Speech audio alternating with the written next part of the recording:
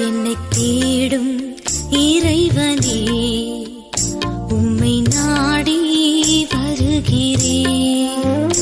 என்னை தேடும் இறைவனே, உம்மை நாடி வருகிறேன். ஜூலை 4ஆம் நாள்.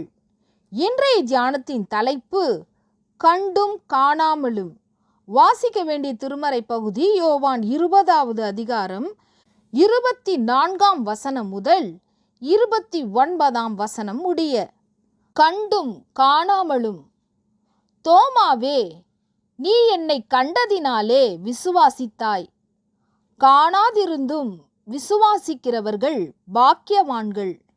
யோவான் 20:29.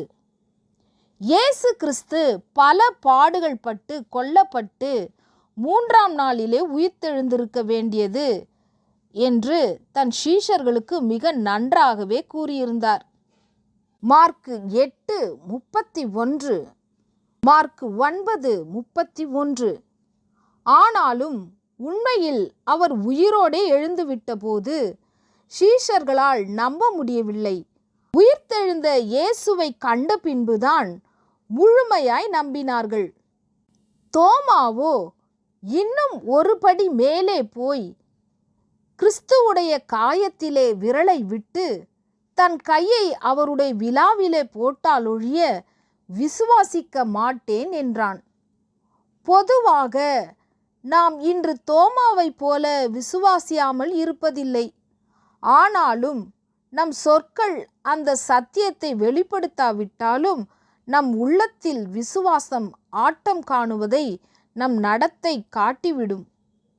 பவுலடிகளார் கிறிஸ்து எனக்கு ஜீவன் என்று கூறுகிறாரே, அப்படியாக நம் வாழ்வின் ஒவ்வொரு காரியத்திலும் கிறிஸ்துவின் ஜீவன் இருப்பது வெளிப்பட வேண்டும். அநேகர் அற்புதங்களை கண்டால் மட்டுமே விசுவாசிக்கிறார்கள்.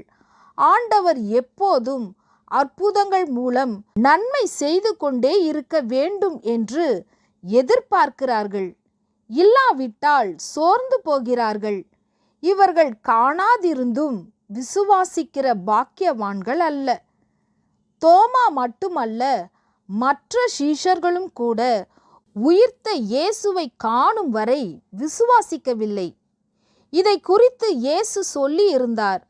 எனவே இது பரவலாக பேசப்பட்டிருக்கிறது. ஏனெனில் மத்தேயு 27ஆம் அதிகாரம் 62-63 இப்படி இயேசு சொன்னது பிரதான ஆசாரியருக்கும் பரிசேயருக்கும் கூட ஞாபகம் இருந்ததாக சொல்லப்படுகிறது. ஆக இயேசு சொன்ன காரியம் சீஷர்களின் மனதில் நிலைத்திருந்தால் அவர் உயிர்த்தெழுந்து விடுவார் என்ற எதிர்பார்ப்போடு கல்லறையின் அருகே காத்து கொண்டிருந்திருப்பார்கள் அல்லவா? இன்று நாமும் இயேசு சொன்ன நித்திய ஜீவன், ஜீவ ஊற்று, பரலோக ராஜ்யம், அங்குள்ள வாசஸ்தலங்கள், நியாய தீர்ப்பு யாவற்றையும் கண்டால்தான் விசுவாசிப்போம் என்றிருக்கலாமா? விசுவாசமானது காணப்படாதவற்றின் நிச்சயமாய் இருக்கிறது.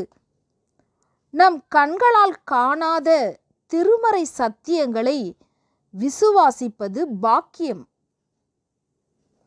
நம் கண்களால் காணாத திருமறை சத்தியங்களை விசுவாசிப்பது பாக்கியம். ஜெபம். தேவாதி தேவனே, கிறிஸ்து என் பாவங்களுக்காக மரித்தார், மீண்டும் உயிர்த்தார். இப்போதும் எனக்காக உம்மிடம் பரிந்து பேசுகிறார் என்பன போன்ற சத்தியங்களை நான் முழுமையாய் விசுவாசிக்கும் அருள் தாரும். ஆமேன்.